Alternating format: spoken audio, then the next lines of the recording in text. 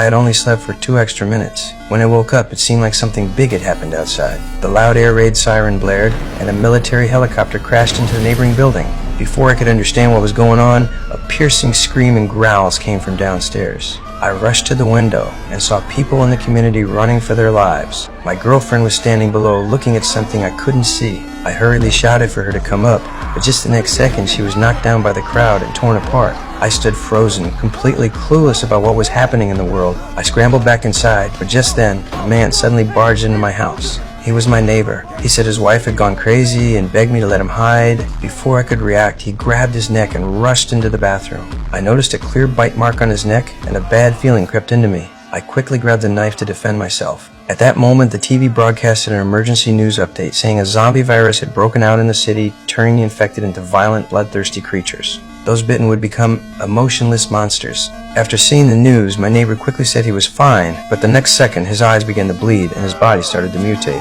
However, he hadn't completely lost his mind yet. Under the threat of my knife, he ran away, scared. I quickly locked the door, but then I heard a terrible scream outside. Through the peephole, I saw my neighbor torn to pieces by zombies. That completely stunned me. I knew the outside was already overrun by zombies. The first thing that came to mind was my parents. Unfortunately, my dad sent me a message saying they were safe for now and urged me to stay inside. It was then I realized survival was up to me. To keep zombies from breaking in, I quickly pushed the fridge against the door, then covered the windows with paper so the zombies outside wouldn't spot me. Next, I moved the bed into the living room so I could always keep an eye on the door. Every day, I would draw a line on the mirror, reminding myself that I had to survive. But that night, just as I was about to sleep, I heard movement in the bathroom. I immediately had a bad feeling, picked up a baseball bat, and quietly went out. I didn't expect a zombie to crawl through the bathroom ventilation pipe.